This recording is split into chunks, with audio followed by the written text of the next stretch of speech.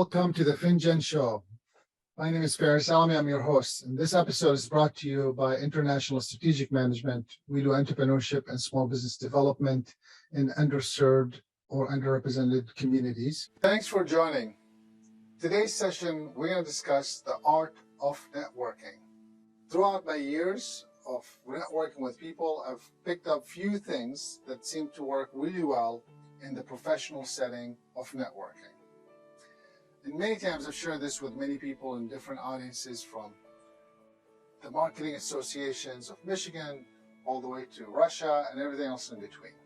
And what I've learned as I share, I learn more from the individuals sharing their insights as well.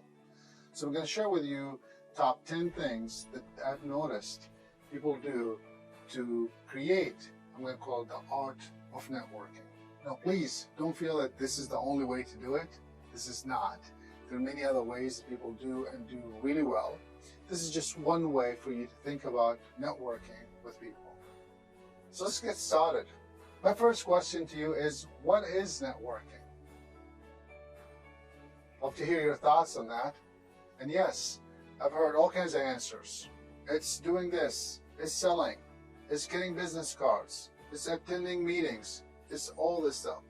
Well, the truth is, it could probably be all the things that you mentioned. What I do want to differentiate is networking from versus selling or doing something else. And what I mean by that is networking, what I mean by it in this setting is the art of networking is the art of creating relationships. Networking is nothing more than creating relationships. Now, there are times to be selling, there are times to be asking, but I'm talking about just the art of networking to create relationships. So how do you do that? Well, you want to think about the networking activities as a way for you to cultivate relationships. And the networking opportunities are not time to close or open a sale, but more to build a relationship during that time. And the opening or closing of the sale could be happening at another time. Now, depending on the meeting that you're attending, if you're attending a conference that is supposed to be in a booth and you're supposed to be selling, different story. I'm talking about just networking in general. You might be thinking, where do I network? Great question.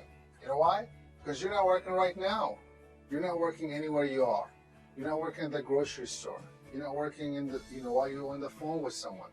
You're not working while you're in line somewhere. It's all networking. Now, of course, it's different if you're just out there for a networking event. This is different, but I want you to use it loosely because this concept of networking can apply about establishing relationships. Now, obviously, different relationships for different things. If you're aligned to buy something, you're networking with someone, you're not really networking to establish a relationship for business, but maybe you're networking to talk to someone and just keep the conversation going. You never know though, right? If you're in an elevator and talking to someone and you're networking, you might be thinking building a relationship with someone who could potentially be your customer or potentially be your supplier or potentially it could be your partner. So networking is about just that connection, that human connection of establishing a relationship with a person. If you keep it that way, now that you can be thinking about networking all kinds of ways. So you can network anywhere. We know what a networking is, establishing that relationship. Now let's talk about what can you do to network really well. And let's just assume that you are attending a networking event. It's an after-hour chamber meeting, or it's an alumni association gathering, or whatever the case is, you are now attending an event that has a potential opportunity for you to network.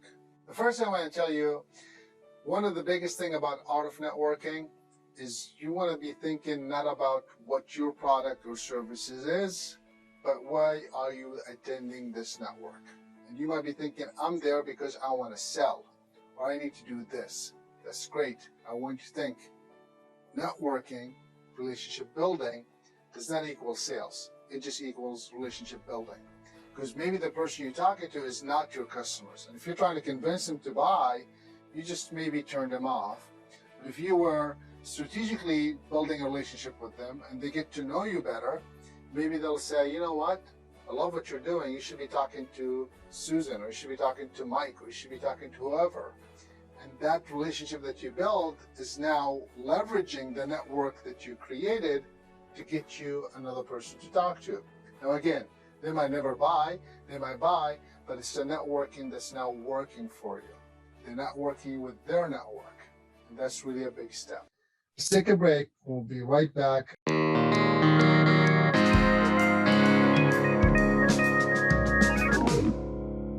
Here are the top 10 things that I've noticed people do really well in the professional settings that allows them to move forward.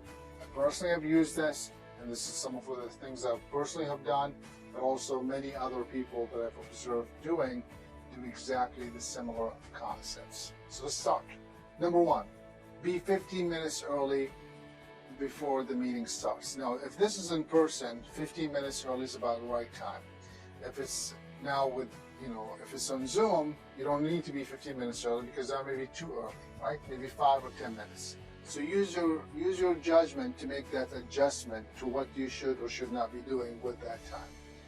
You might be thinking, why so early? You tell me, why do you think I want you to be early? Hey, you got it. You could be talking to people before they get started. You're going to find the people who are setting the place up there to be talking to. Those are key people to create relationships with. They might be aware of a next event that you should be attending. You might be learning from them of how they like things to be seated or where they like to seat people. You might learn this is a good spot to sit because this person is going to be here. Or you might learn, oh, here's a speaker. You might want to go ahead and meet them right now before it gets too busy.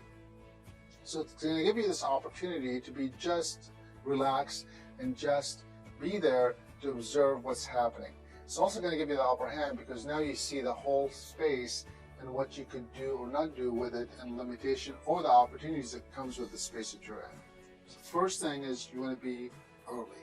You determine 5 minutes early, 15 minutes early. It's up to you and it's up to the event and it's up to the circumstances that's happening. But I want you to be thinking about being early to network with the individuals before they start the program. Now be cautious because as you go early, you don't want to be distracting them too much. If they're trying to set up chairs and you're now talking to them, you're distracting them. Maybe you can give them a hand. Maybe you could support them. Think about that, of what you could do being that early. That's number one. Hint number two that I notice a lot of people do. Salespeople sometimes, or a sales, not necessarily person, but a sales habit is to just hand your card. I'm going to challenge that because if you're networking, you're not there to sell.